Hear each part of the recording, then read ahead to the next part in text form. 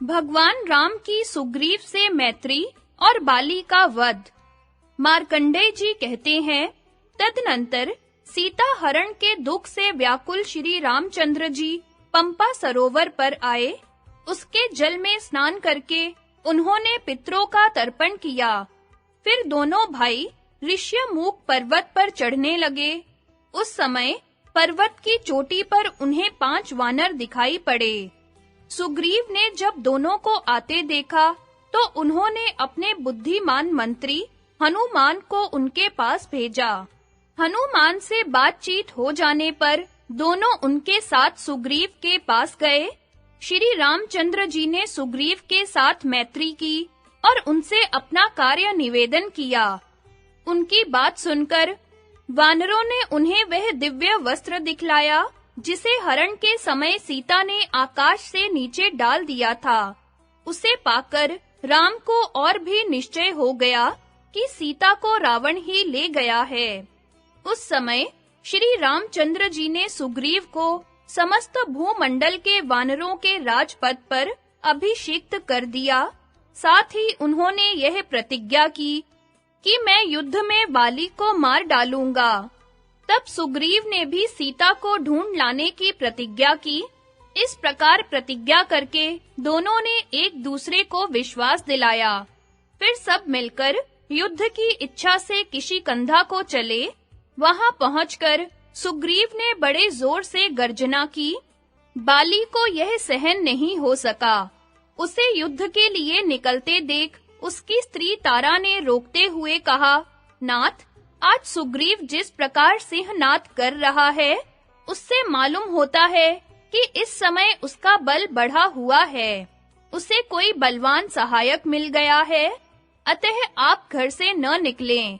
बाली ने कहा, तुम संपूर्ण प्राणियों की आवाज से ही उनके विषय में सब कुछ जान लेती हो। सोचकर बताओ तो सही, सुग्रीव को किसने सहारा दिया है? तारा क्षण भर विचार करने के बाद बोली, राजा दशरथ के पुत्र महाबली राम की स्त्री सीता को किसी ने हर लिया है। उसकी खोज के लिए उन्होंने सुग्रीव से मित्रता जोड़ी है। दोनों ने ही एक दूसरे के शत्रु को शत्रु और मित्र को मित्र मान लिया है। श्री रामचंद्र जी धनुर्धर वीर हैं। उनके छोटे भाई सुमित्रा कुमार लक्ष्मण हैं। उन्हें भी युद्ध में कोई नहीं जीत सकता। इनके सिवा मैंद, द्विविद, हनुमान और जांबवान, ये 4 सुग्रीव के मंत्री हैं। ये लोग भी बड़े बलवान हैं। अतः इस समय श्री रामचंद्र जी के बल का सहारा लेने के कारण सुग्रीव तुम्हें मार डालने में समर्थ है। तारा ने यद्यपि उसके हित की बात कही थी, तो भी उसने उसके ऊपर आक्षेप किया और किष्किंधा गुफा के द्वार से बाहर निकल आया। सुग्रीव माल्यवान पर्वत के पास खड़ा था। वहां पहुंचकर बाली ने उससे कहा, अरे तू तो अपनी जान बचाता फिरता था। पहले अनेकों बार तुझे युद्ध में जीतकर भी मैंने भाई जानकर जीवित छोड़ दिया था। आज फिर मरने के लिए क्या जल्दी आ पड़ी? उसकी बात सुनकर सुग्रीव भगवान राम को सूचित करते हुए से हेतु भरे वचन बोले, भैया, तुमने मेरा राज्य ले लिया, स्त्री छीन ली। अब मैं किसके आसरे जीवित रहूं, यही सोचकर मरने चला आया हूं। इस प्रकार बहुत सी बातें कहकर बाली और सुग्रीव दोनों एक दूसरे से गुथ गए। उस युद्ध में साल और ताड़ के वृक्ष तथा पत्थर की चट्टानें, ये ही उनके अस्त्र शस्त्र थे। दोनों पर प्रहार करते, दोनों जमीन पर गिर जाते और फिर दोनों ही उठकर विचित्र ढंग से पैंतरे बदलते तथा मुक्के और घूंसों से मारते थे। नख और दांतों से दोनों के शरीर छिन्न भिन्न होकर लहूलुहान हो रहे थे। पता नहीं चलता था कि कौन बाली है और कौन सुग्रीव। तब हनुमान जी ने सुग्रीव की पहचान के लिए उनके गले में एक माला डाल दी। चिन्ह के द्वारा सुग्रीव को पहचान कर भगवान राम ने अपना महान धनुष खींचकर चढ़ाया और बाली को लक्ष्य करके बाण छोड़ दिया। वह बाण बाली की छाती में जाकर लगा। बाली ने एक बार अपने सामने खड़े हुए लक्ष्मण सहित भगवान राम को देखा और उनके इस कार्य की निंदा करता हुआ वह मूर्छित होकर जमीन पर गिर पड़ा। बाली की मृत्यु के पश्चात सुग्रीव ने किष्किंधा के राज्य और तारा पर अपना अधिकार जमा लिया। उस समय वर्षा काल का आरंभ था, अतः श्री रामचंद्र जी ने माल्यवान पर्वत पर ही आकर वर्षा के 4 महीने व्यतीत किए। उन दिनों सुग्रीव ने भली भांति उनका स्वागत सत्कार किया।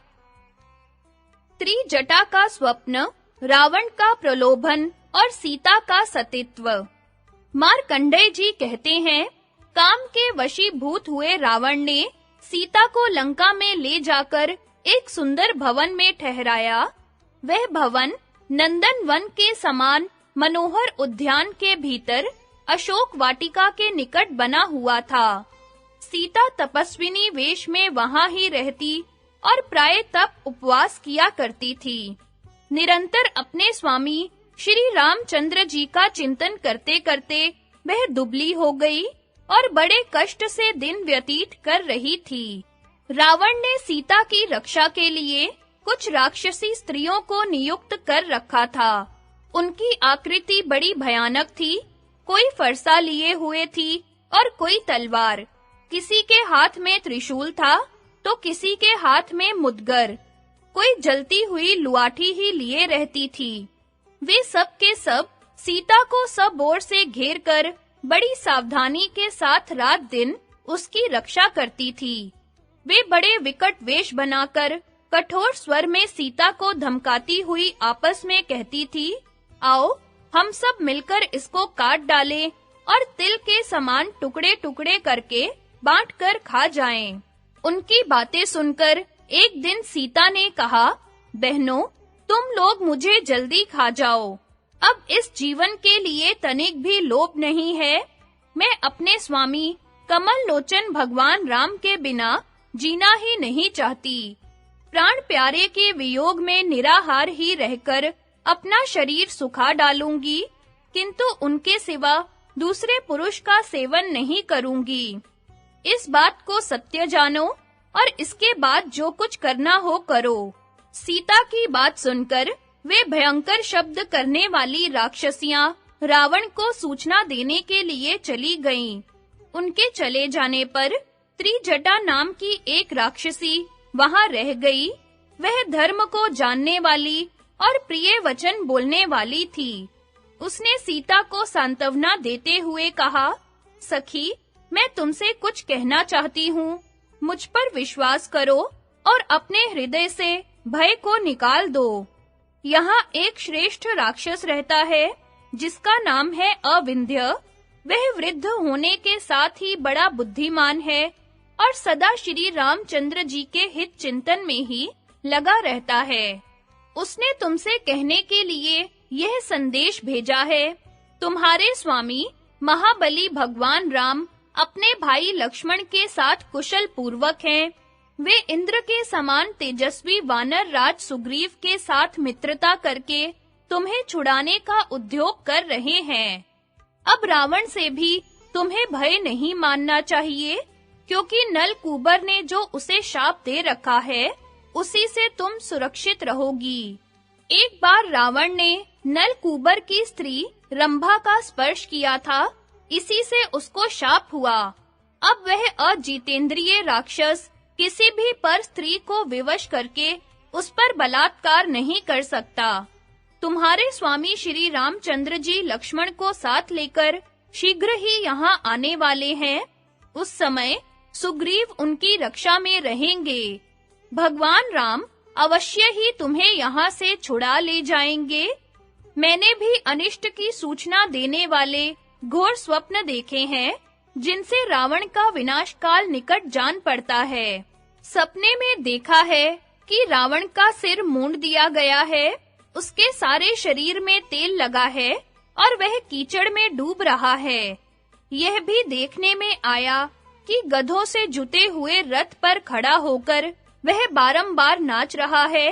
उसके साथ ही ये कुंभकर्ण आदि भी मूंड मुड़ाए लाल चंदन लगाए लाल-लाल फूलों की माला पहने नंगे होकर दक्षिण दिशा को जा रहे हैं। केवल विभीषण ही श्वेत छत्र धारण किए, सफेद पगड़ी पहने, श्वेत पुष्प और चंदन से चर्चित हो श्वेत पर्वत के ऊपर खड़े दिखाई पड़े हैं। विभीषण के 4 मंत्री भी उनके साथ उन्हीं के वेश में देखे गए हैं। अतः ये लोग उस आने वाले महान भय से मुक्त हो जाएंगे। स्वप्न में यह भी देखा कि भगवान राम के बाणों से समुद्र सहित संपूर्ण पृथ्वी आच्छादित हो गई है। अतः यह निश्चय है कि तुम्हारे पति देव का सुयश समस्त भूमंडल में फैल जाएगा।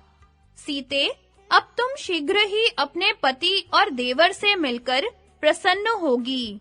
त्रिजटा की ये बातें सुनकर सीता के मन में बड़ी आशा बंध गई कि पुनः पति देव से भेंट होगी।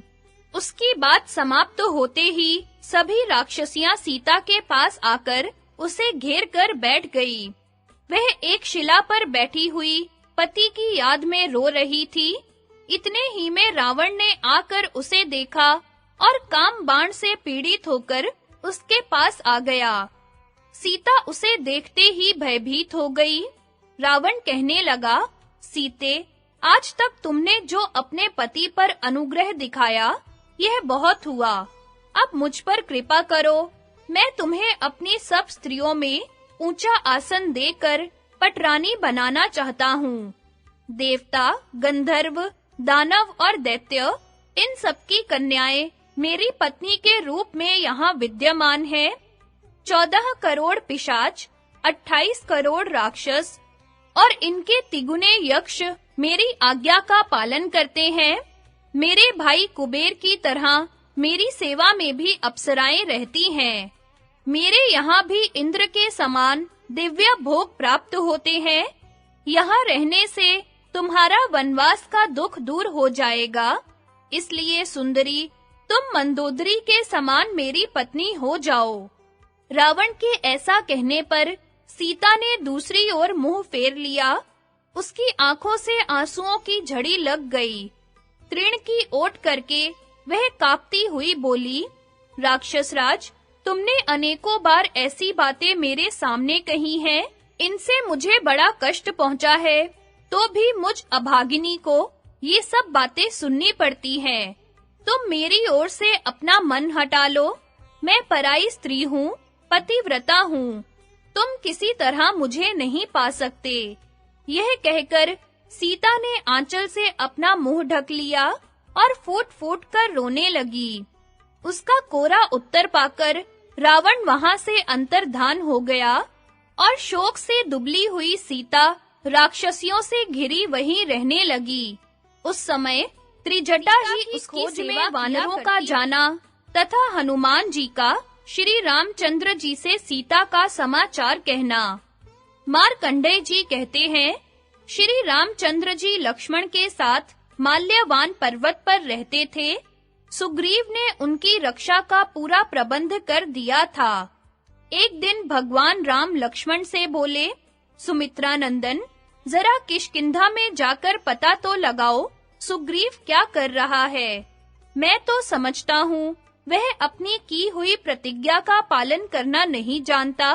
अपनी मंद बुद्धि के कारण उपकारी का भी अनादर कर रहा है।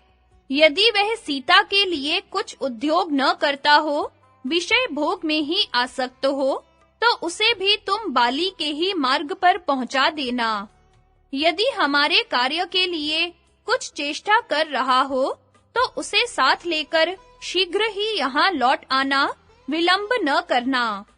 भगवान राम के ऐसा कहने पर बड़े भाई की आज्ञा मानने वाले वीरवर लक्ष्मण जी प्रत्यंचा चढ़ाया हुआ धनुष लेकर किष्किंधा की ओर चल दिए। नगर द्वार पर पहुंचकर वे बेरोक टोक भीतर घुस गए।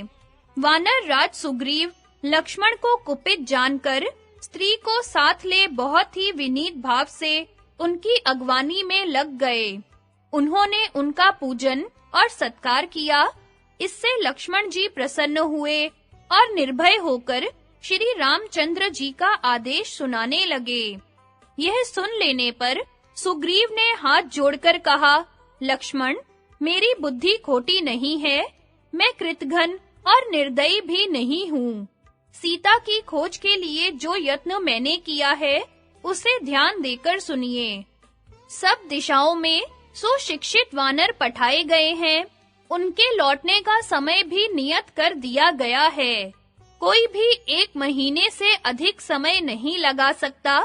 उन्हें आज्ञा दी गई है कि इस पृथ्वी पर घूम-घूम कर प्रत्येक पहाड़, जंगल, समुद्र, गांव, नगर और घर में सीता की खोज करें। 5 रात में उनके लौटने का समय पूरा हो जाएगा। उसके बाद आप श्री रामचंद्र जी के साथ बहुत ही प्रिय समाचार सुनेंगे।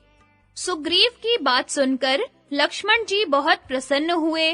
उन्होंने अपना क्रोध त्याग दिया और इस प्रबंध के लिए सुग्रीव की बड़ी प्रशंसा की। फिर उन्हें साथ लेकर वे श्री रामचंद्र जी के पास गए और सुग्रीव ने जो कुछ प्रबंध किया था, उसे उनसे निवेदन किया। समय पूरा होते-होते 3 दिशाओं में खोज करके हजारों वानर आ पहुँचे। केवल दक्षिण दिशा में गए हुए वानर अभी तक नहीं लौटे थे। आए हुए वानरों ने बताया कि बहुत ढूंढने पर भी हमें रावण और सीता का पता नहीं लगा। फिर 2 मास व्यतीत होने पर कुछ वानर बड़ी शीघ्रता से सुग्रीव के पास आए और कहने लगे, वानर राज, बाली तथा आपने जिस महान मधुवन की अब तक रक्षा की है, वह आज उजाड़ हो रहा है। आपने जिन-जिन को दक्षिण भेजा था, वे पवन नंदन हनुमान, बाली कुमार, अंगद तथा और भी बहुत से वानर मधुवन का स्वेच्छानुसार उपभोग कर रहे हैं। उनकी धृष्टता का समाचार सुनकर सुग्रीव समझ गए कि उन्होंने अपना काम पूरा कर लिया है, क्योंकि ऐसी चेष्टा वे ही भृत्य कर सकते हैं जो स्वामी का कार्य सिद्ध करके आए हो। ऐसा सोचकर बुद्धिमान सुग्रीव ने श्री रामचंद्र जी के पास जाकर यह समाचार कह सुनाया। श्री रामचंद्र जी ने भी यही अनुमान किया कि उन वानरों ने अवश्य ही सीता का दर्शन किया होगा। तदनंतर हनुमान आदि वानर वीर मधुवन में विश्राम करने के पश्चात सुग्रीव से मिलने के लिए राम लक्ष्मण के निकट आए। उनमें से हनुमान की चाल ढाल और मुख की प्रसन्नता देखकर श्री रामचंद्र जी को यह विश्वास हो गया कि इसने ही सीता का दर्शन किया है। हनुमान आदि ने वहां आकर श्री राम, सुग्रीव तथा लक्ष्मण को प्रणाम किया। फिर राम के पूछने पर हनुमान ने कहा, राम जी, मैं आपको बहुत प्रिय समाचार सुनाता हूँ। मैंने जानकी जी का दर्शन किया है। पहले हम सब लोग यहाँ से दक्षिण दिशा में जाकर पर्वत, वन और गुफाओं में ढूंढते-ढूंढते थक गए थे। इतने में एक बहुत बड़ी गुफा दिखाई पड़ी। वह अनेकों योजन लंबी चौड़ी थी। भीतर कुछ दूर तक अंधेरा था, घने जंगल थे और उसमें बहुत से जानवर रहते थे। बहुत दूर तक मार्ग तय करने के बाद सूर्य का प्रकाश देखने में आया। वहां एक बहुत सुंदर दिव्य भवन बना हुआ था। वह मय दानव का निवास स्थान बताया जाता है। उसमें प्रभावती नाम की एक तपस्विनी तप कर रही थी। उसने हम लोगों को नाना प्रकार के भोजन दिए, जिन्हें खाने से हमारी थकावट दूर हो गई, शरीर में बल आ गया। फिर प्रभावती के बताए हुए मार्ग से हम लोग ज्यों ही गुफा से बाहर निकले, त्यों ही देखते हैं कि हम लवण समुद्र के निकट पहुंच गए हैं और सह्य, मलय तथा दरदुर नामक पर्वत हमारे सामने हैं। फिर हम सब लोग मलय पर्वत पर चढ़ गए। वहां से जब समुद्र पर दृष्टि पड़ी तो हृदय विषाद से भर गया। हम जीवन से निराश हो गए। भयंकर जल जंतुओं से भरा हुआ यह सैकड़ों योजन विस्तृत महासागर कैसे पार किया जाएगा, यह सोचकर हमें बड़ा दुख हुआ। अंत में अनशन करके प्राण त्याग देने का निश्चय करके हम सब लोग वहां बैठ गए। आपस में बातचीत होने लगी। बीच में जटायु का प्रसंग छिड़ गया। उसे सुनकर एक पर्वत शिखर के समान विशालकाय घोर रूपधारी भयंकर पक्षी हमारे सामने प्रकट हुआ। देखने से जान पड़ता था मानो दूसरे गरुड़ हों। उसने हम लोगों के पास आकर पूछा, कौन जटायु की बात कर रहा है? मैं उसका बड़ा भाई हूँ। मेरा नाम संपाति है। मुझे अपने भाई को देखे बहुत दिन हो गए हैं, अतः उसके संबंध में मैं जानना चाहता हूँ। तब हमने जटायु की मृत्यु और आपके संकट का समाचार संक्षेप से सुना दिया। यह अप्रिय समाचार सुनकर उसे बड़ा कष्ट हुआ और फिर पूछने लगा, राम कौन है? सीता कैसे हरी गई और जटायु की मृत्यु किस प्रकार हुई? इसके उत्तर में हमने आपका परिचय, आप पर सीता हरण, जटायु मरण आदि संकटों का आना तथा अपने अनशन का कारण, यह सब कुछ विस्तार से बताया। यह सुनकर उसने हम लोगों को उपवास करने से रोककर कहा, रावण को मैं जानता हूँ, उसकी महापुरी लंका भी मेरी देखी हुई है। वह समुद्र के उस पार त्रिकूटगिरी की कंदरा में बसी है। विदेह कुमारी सीता वही होगी, इसमें तनिक भी विचार करने की आवश्यकता नहीं है। उसकी बात सुनकर हम लोग तुरंत उठे और समुद्र पार करने के विषय में सलाह करने लगे। जब कोई भी उसे लांघने का साहस न कर सका, तब मैं अपने पिता वायु के स्वरूप में प्रवेश करके 100 योजन विस्तृत समुद्र लांघ गया। समुद्र के जल में एक राक्षसी थी। जाते समय उसे भी मार डाला। लंका में पहुंचकर रावण के अंतःपुर में मैंने पतिव्रता सीता का दर्शन किया। वे आपके दर्शन की लालसा से बराबर तप और उपवास करती रहती है। उनके पास जाकर एकांत में मैंने कहा, देवी, मैं श्री रामचंद्र जी का दूत एक वानर हूँ। आपके दर्शन के लिए आकाश मार्ग से यहाँ आया हूँ।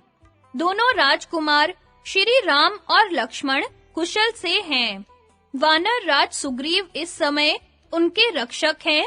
उन सब ने आपका कुशल समाचार पूछा है। अब थोड़े ही दिनों में वानरों की सेना साथ लेकर आपके स्वामी यहाँ पधारने वाले हैं। आप मेरी बातों पर विश्वास करें, मैं राक्षस नहीं हूँ। सीता थोड़ी देर तक विचार करके बोली, अविंध्य के कथनानुसार मैं समझती हूँ तुम हनुमान हो। उसने तुम्हारे जैसे मंत्रियों से युक्त सुग्रीव का भी परिचय दिया है। महाबाहो, अब तुम भगवान राम के पास जाओ। ऐसा कहकर उसने अपनी पहचान के लिए यह एक मणि दी तथा विश्वास दिलाने के लिए एक कथा भी सुनाई। जब आप चित्रकूट पर्वत पर रहते थे, उस समय आपने एक कौवे के ऊपर सींग का बाण मारा था। यही उस कथा का मुख्य विषय है। इस प्रकार सीता का संदेश अपने हृदय में धारण करके मैंने लंकापुरी जलाई और फिर आपकी सेवा में चला आया। यह प्रिय समाचार सुनकर श्री रामचंद्र जी ने हनुमान की बड़ी संगठन, सेतु का निर्माण, विभीषण का अभिषेक और लंका में सेना का प्रवेश।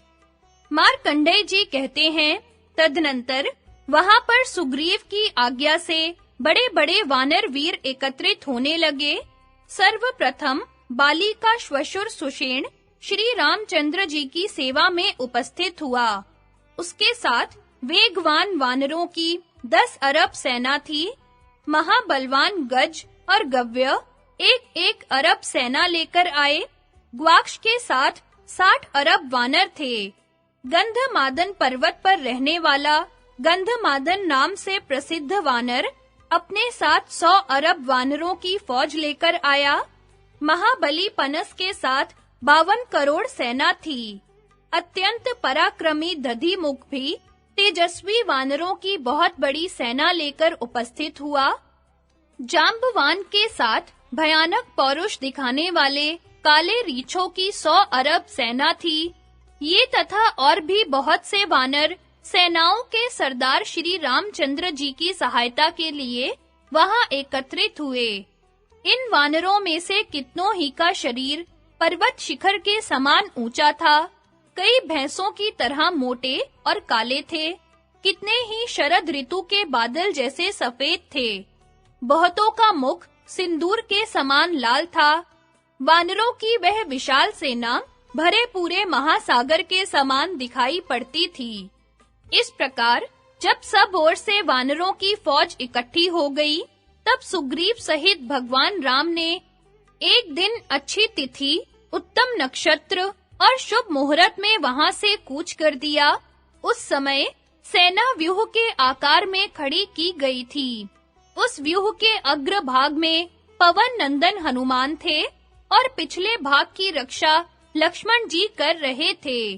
इनके अतिरिक्त नल, नील, अंगद, क्राथ, मैंद और द्विविद भी सेना की रक्षा करते थे। इन सबके द्वारा सुरक्षित होकर वह फौज श्री रामचंद्र जी का कार्य सिद्ध करने के लिए आगे बढ़ रही थी। मार्ग में अनेकों जंगल तथा पहाड़ों पर पड़ाव डालती हुई वह लवण समुद्र के पास जा पहुंची और उसके तटवर्ती वन में उसने डेरा डाल दिया। तदनंतर भगवान राम ने प्रधान वानरों के बीच सुग्रीव से समयोचित बात कही। हमारी यह सेना बहुत बड़ी है और सामने अगाध महासागर है, जिसको पार करना बहुत ही कठिन है। ऐसी दशा में आप लोग उस पार जाने के लिए क्या उपाय ठीक समझते हैं? इतनी सेना उतारने के लिए तो हम लोगों के पास नावें भी नहीं है। व्यापारियों के जहाजों से पार जाया जा सकता है, पर हमारे जैसे लोग अपने स्वार्थ के लिए उन्हें हानि कैसे पहुंचा सकते हैं? हमारी फौज दूर तक फैली हुई है। यदि इसकी रक्षा का उचित प्रबंध नहीं हुआ, तो मौका पाकर शत्रु इसका नाश कर सकता है। हमारे विचार में तो यह आता है कि किसी उपाय से समुद्र की ही आराधना करें, यहाँ उपवास पूर्वक धरना दें। यही कोई मार्ग बताएगा। उपासना करने पर भी यदि इसने मार्ग नहीं बताया, तो अपने अग्नि के समान तेजस्वी अमोघ बाणों से इसे जलाकर सुखा डालूंगा। यों कहकर श्री रामचंद्र जी लक्ष्मण सहित आचमन करके समुद्र के किनारे कुशासन बिछाकर लेट गए। तब नद और नदियों के स्वामी समुद्र ने जलचरों सहित प्रकट होकर स्वप्न में भगवान राम को दर्शन दिया और मधुर वचनों में कहा, कौसल्या नंदन, मैं आपकी क्या सहायता करूं? श्री रामचंद्र जी ने कहा, नदीश्वर, मैं अपनी सेना के लिए मार्ग चाहता हूं, जिससे जाकर रावण का वध कर सकूं। यदि मेरे मांगने पर भी रास्ता न दोगे, तो अभिमंत्रित किए हुए दिव्य बाणों से तुम्हें सुखा डालूंगा। श्री रामचंद्र जी की बात सुनकर समुद्र को बड़ा कष्ट हुआ। उसने हाथ जोड़कर कहा, भगवन, मैं आपका मुकाबला नहीं करना चाहता और आपके काम में विघ्न डालने की भी मेरी इच्छा नहीं है। पहले मेरी बात सुन लीजिए, फिर जो कुछ करना उचित हो वह कीजिए। यदि आपकी आज्ञा मानकर राह दे दूंगा, तो दूसरे लोग भी धनुष का बल दिखाकर मुझे ऐसी आज्ञा दिया करेंगे। आपकी सेना में नल नामक एक वानर है। वह विश्वकर्मा का पुत्र है। उसे शिल्प शास्त्र का अच्छा ज्ञान है। वह अपने हाथ से जो भी तृण, काष्ठ या पत्थर डालेगा, उसे मैं ऊपर रोके रहूंगा। इस प्रकार आपके लिए एक पुल तैयार हो जाएगा। यों कहकर समुद्र अंतर्धान हो गया। श्री रामचंद्र जी ने धरना छोड़ दिया और नल को बुलाकर कहा, नल, तुम समुद्र पर एक पुल बनाओ। मुझे मालूम हुआ है कि तुम इस कार्य में कुशल हो। इस प्रकार नल को आज्ञा देकर भगवान राम ने पुल तैयार कराया, जिसकी लंबाई 400 कोस की और चौड़ाई 40 कोस की थी। आज भी वह इस पृथ्वी पर नल सेतु के नाम से प्रसिद्ध है। तदनंतर वहां श्री रामचंद्र जी के पास राक्षस राज रावण का भाई परम धर्मात्मा विभीषण आया। उसके साथ 4 मंत्री भी थे। भगवान राम बड़े ही उदार हृदय वाले थे। उन्होंने विभीषण को स्वागत पूर्वक अपना लिया। सुग्रीव के मन में शंका हुई कि यह शत्रु का कोई जासूस न हो, परंतु श्री रामचंद्र जी ने उसकी चेष्टा, व्यवहार तथा मनोभावों की परीक्षा करके उसे सत्य और शुद्ध पाया। इसलिए उन्होंने बहुत प्रसन्न होकर उसका आदर किया। इतना ही नहीं, उन्होंने उसी क्षण विभीषण को राक्षसों के राजपद पर अभिषिक्त कर दिया, लक्ष्मण से उसकी मित्रता करा दी और स्वयं उसे अपना गुप्त सलाहकार बना लिया। फिर विभीषण की सम्मति लेकर सब लोग पुल की राह से चले और 1 महीने में समुद्र के पार पहुंच गए। वहां लंका की सीमा पर फौज की छावनी पड़ गई और वानर वीरों ने वहां के कई सुंदर-सुंदर बगीचों को तहस-नहस कर डाला। रावण के 2 मंत्री थे, शुक और सारण। वे दोनों भेद लेने आए थे और वानरों के वेश में रामचंद्र जी की सेना में मिल गए थे। विभीषण ने उन दोनों को पहचान कर पकड़ लिया।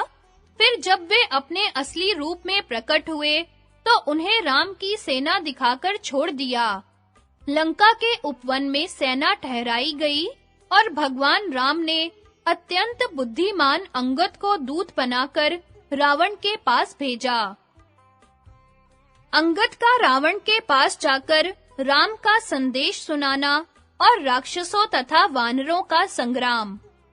मार्कंडेय जी कहते हैं, लंका के उस वन में अन्न और पानी का अधिक सुभीता था। फल और मूल प्रचुर मात्रा में प्राप्य थे। इसीलिए वहां सेना का पड़ाव पड़ा था और भगवान राम सब ओर से उसकी रक्षा करते थे। इधर रावण भी लंका में शास्त्रोक्त प्रकार से युद्ध सामग्री का संग्रह करने लगा। लंका की 4 दीवारी और नगर द्वार बहुत ही मजबूत थे, अतः स्वभाव से ही किसी आक्रमणकारी का वहां पहुंचना कठिन था। नगर के चारों ओर 7 गहरी खाइयां थी, जिसमें अगाध जल था और बहुत से मगर आदि जल जंतु भरे रहते थे। इन खाइयों में खैर की कीलें गड़ी हुई थी, मजबूत किवाड़ लगे थे, गोलाबारी करने वाली मशीनें फिट की गई थी। इन सब कारणों से उनमें प्रवेश करना कठिन था।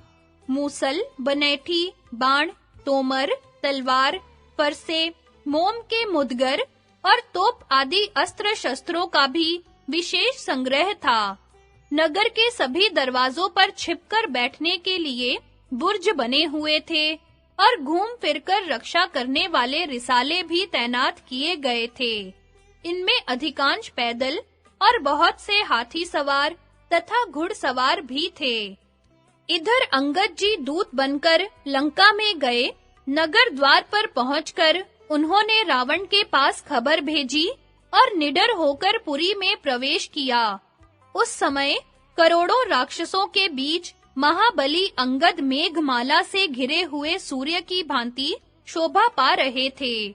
रावण के पास पहुंचकर उन्होंने कहा, राक्षसराज, कौशल देश के राजा श्री रामचंद्र जी ने तुमसे कहने के लिए जो संदेश भेजा है, उसे सुनो और उसके अनुसार कार्य करो।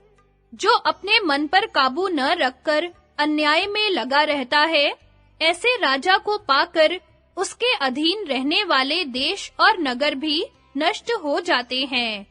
सीता का बलपूर्वक अपहरण करके अपराध तो अकेले तुमने किया है, परंतु इसका दंड बेचारे निरपराध लोगों को भी भोगना पड़ेगा। तुम्हारे साथ वे भी मारे जाएंगे। तुमने बल और अहंकार से उन्मत्त होकर वनवासी ऋषियों की हत्या की, देवताओं का अपमान किया और राज ऋषियों तथा रोती बिलखती अबलाओं के भी प्राण लिए। इन सब अत्याचारों का फल अब प्राप्त होने वाला है। मैं तुम्हें मंत्रियों सहित मार डालूंगा। साहस हो तो युद्ध करके पौरुष दिखाओ। निशाचर, यद्यपि मैं मनुष्य हूँ, तो भी मेरे धनुष की शक्ति देखना।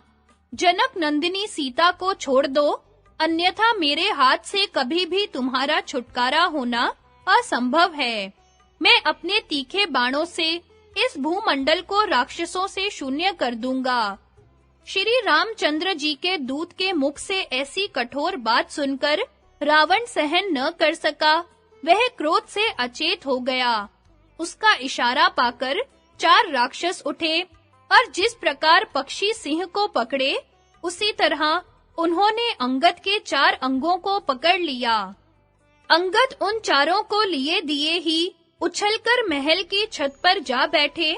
उछलते समय उनके शरीर से छूटकर वे चारों राक्षस जमीन पर गिर पड़े।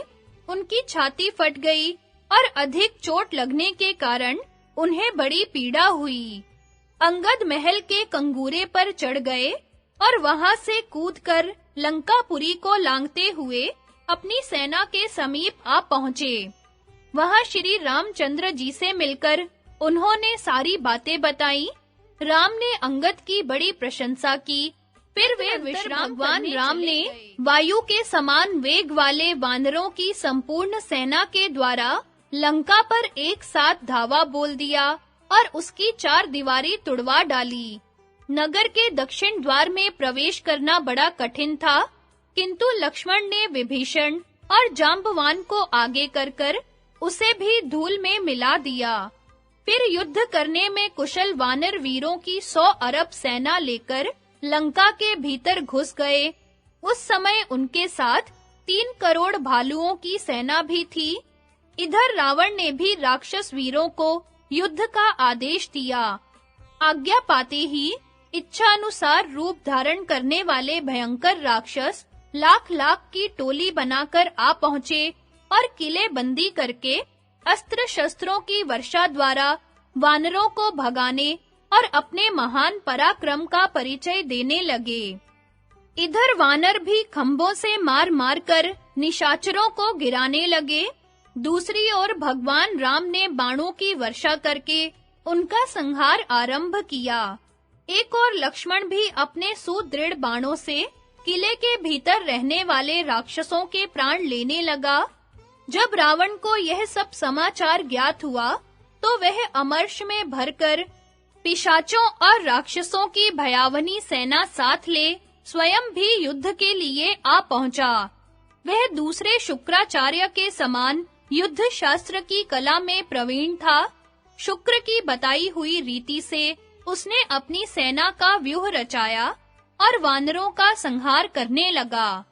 श्री रामचंद्र जी ने जब रावण को व्यूहाकार सेना के साथ लड़ने को उपस्थित देखा, तो उन्होंने उसके मुकाबले में बृहस्पति की बताई हुई रीति से अपनी सेना का व्यूह रचाया। फिर रावण के साथ भगवान राम, इंद्रजित के साथ लक्ष्मण, विरूपाक्ष के साथ सुग्रीव, नीखरवट के साथ तार, तुंड के साथ नल और पट्टुष से पनस का युद्ध होने लगा। जिसने जिसको अपने जोड़ का समझा, वह उसके साथ भिड़ गया। यह युद्ध यहाँ तक बढ़ा कि प्राचीन काल का देवासुर संग्राम इसके सामने फीका पड़ गया। प्रहस्त, धूम्राक्ष और कुंभकर्ण का वध। मार्कंडेय जी कहते हैं, तदनंतर युद्ध में भयानक पराक्रम दिखाने वाले प्रहस्त ने सहसा विभीषण के पास आकर गर्जना करते हुए उन्हें गदा से मारा। विभीषण ने भी एक महाशक्ति हाथ में ली और उसे अभिमंत्रित कर प्रहस्त के मस्तक पर दे मारा। उस शक्ति का वेग वज्र के समान था। उसका आघात लगते ही प्रहस्त का मस्तक कटकर गिर पड़ा और वह आंधी से उखाड़े हुए वृक्ष के समान धराशायी हो गया। उसको मरते देख धूम्राक्ष नामक राक्षस बड़े वेग से वानरों की ओर दौड़ा और अपने बाणों के प्रहार से सबको इधर-उधर भगाने लगा। यह देख पवन नंदन हनुमान ने धूम्राक्ष को उसके घोड़े, रथ और सारथी सहित मार डाला। उसके मरने से वानरों को कुछ तसल्ली हुई और वे अन्यान्य राक्षसों को मारने लगे। उनकी भयंकर मार पड़ने से सभी राक्षस जीवन से निराश हो गए। जो मरने से बचे, वे भय के मारे भागकर लंका में घुस गए। वहां जाकर सबने रावण को युद्ध का समाचार सुनाया।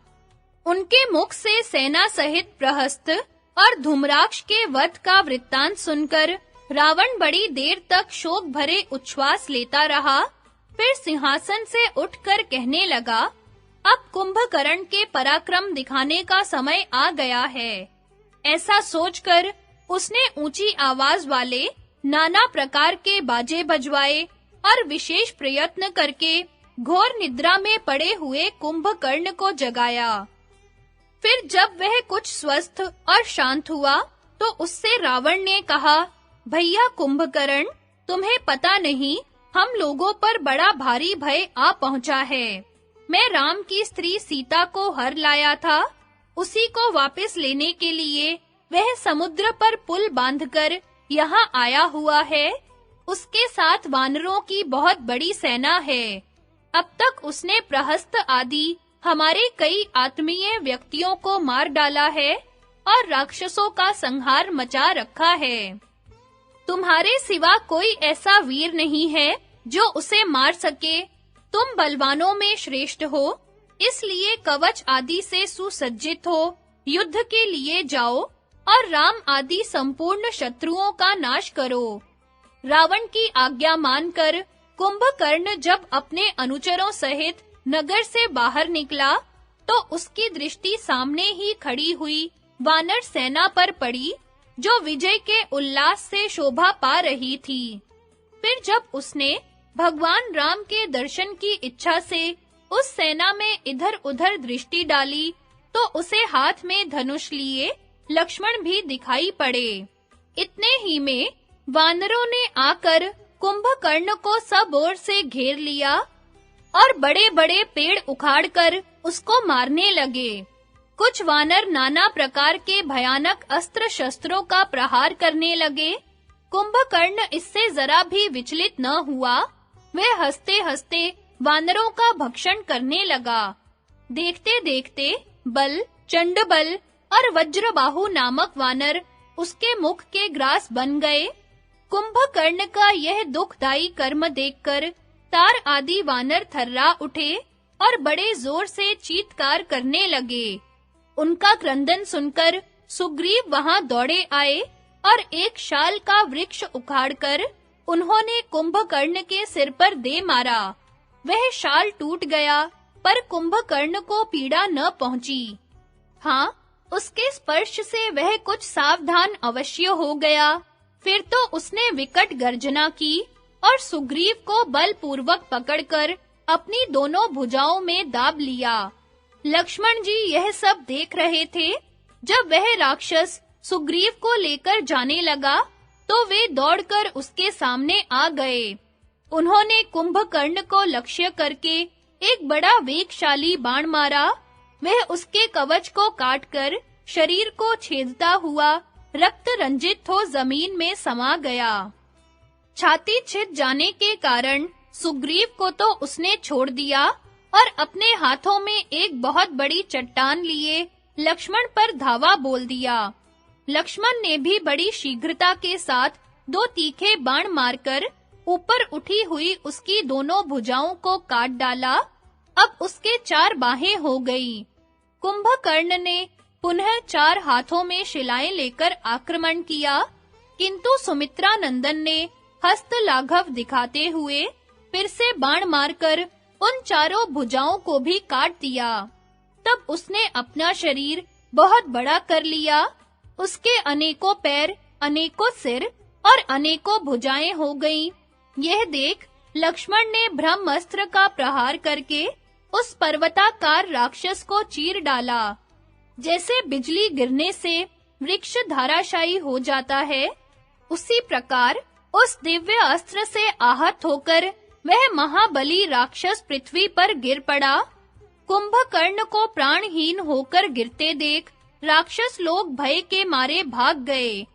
इस युद्ध में राक्षसों का ही अधिक संहार हुआ। वानर बहुत राम लक्ष्मण को मूर्छा और इंद्रजित का वध। मार्कंडेय जी कहते हैं, तदनंतर रावण ने अपने वीर पुत्र इंद्रजित से कहा, बेटा, तू शस्त्रधारियों में श्रेष्ठ है। युद्ध में इंद्र को भी जीतकर तूने अपने उज्जवल सुयश का विस्तार किया है। अतः युद्ध भूमि में जाकर राम, लक्ष्मण और सुग्रीव का नाश कर। इंद्रजित ने बहुत अच्छा कहकर पिता की आज्ञा स्वीकार की और कवच बांध रथ पर बैठकर तुरंत ही संग्राम भूमि की ओर चल दिया। वहां पहुंचकर उसने स्पष्ट रूप से अपना नाम बताकर परिचय दिया और युद्ध के लिए लक्ष्मण को ललकारा। लक्ष्मण भी धनुष पर बाण संधान किए बड़े वेग से उसके सामने आ गए और सिंह जैसे छोटे मृगों को भयभीत करता है, उसी प्रकार अपने धनुष की टंकार से सब राक्षसों को त्रास देने लगे। इंद्रजित और लक्ष्मण दोनों ही दिव्य अस्त्रों का प्रयोग जानते थे। दोनों की ही आपस में बड़ी लाग डांट थी। दोनों ही एक दूसरे पर विजय पाना चाहते थे। अतः उनमें बड़े जोर की लड़ाई छिड़ गई। इसी बीच में बाली कुमार अंगद ने एक पेड़ उखाड़कर उसे इंद्रजित के सिर पर दे मारा। चोट खाकर भी वह विचलित नहीं हुआ। इतने में अंगद उसके निकट चले आए। फिर तो उसने उनकी बाईं पसली में बड़ी जोर से गदा मारी। अंगद बड़े बलवान थे, अतः उसके इस प्रहार को उन्होंने कुछ भी नहीं गिना। क्रोध में भरकर उन्हें एक शाल का वृक्ष उखाड़ लिया और उसे इंद्रजित के ऊपर फेंका। उसकी चोट से उसका रथ चकनाचूर हो गया और घोड़े तथा सारथी मर गए। तब इंद्रजित उस रथ से कूद पड़ा और माया का आश्रय ले वहीं अंतर्धान हो गया। उसे अंतर्हित हुए देख भगवान राम भी वहां आ गए और अपनी सेना की सब ओर से रक्षा करने लगे। इंद्रजित भी क्रोध में भरकर राम और लक्ष्मण के सारे शरीर पर सैकड़ों हजारों बाणों की वर्षा करने लगा। वानरों ने देखा कि वह छिपकर बाणों की झड़ी लगा रहा है, तो वे हाथों में बड़ी-बड़ी शिलाएं लिए आकाश में उड़कर उसका पता लगाने लगे। इंद्रजित छिपे ही छिपे उन वानरों तथा राम और लक्ष्मण को भी बाणों से बींधने लगा। दोनों भाइयों के शरीर बाणों से भर गए और वे आकाश से गिरे हुए सूर्य और चंद्रमा की भांति इस पृथ्वी पर गिर पड़े। इतने में वहां विभीषण आ पहुंचे।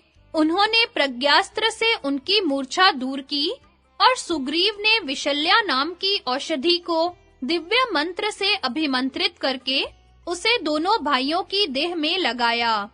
इसके प्रभाव से सरलता पूर्वक उनके शरीर का बाण निकालकर क्षण भर में ही घाव अच्छा हो गया। इस उपचार से वे दोनों महापुरुष शीघ्र ही होश में आ गए। आलस्य और थकावट दूर हो गई। तदनंतर भगवान राम को पीड़ा से रहित देख विभीषण ने हाथ जोड़कर कहा, महाराज, श्वेतगिरि से यहाँ आपकी सेवा में एक गुह्यक आया है, जो कुबेर की आज्ञा से यह दिव्य जल ले आया है।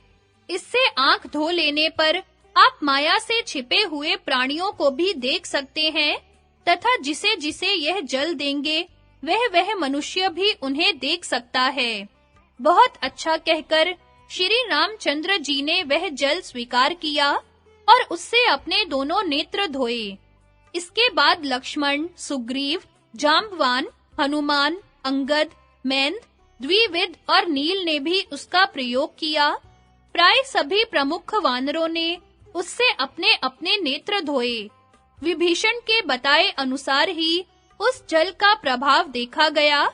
एक ही क्षण में उन सबकी आंखों से अतीन्द्रिय वस्तुओं का भी प्रत्यक्ष होने लगा। इंद्रजित ने उस दिन जो बहादुरी दिखाई थी, उसका बखान करने के लिए वह अपने पिता के पास चला गया था। वहां से पुनः युद्ध की इच्छा से वह क्रोध में भरा हुआ आ रहा था। इतने में विभीषण की सम्मति से लक्ष्मण ने उसके ऊपर धावा किया।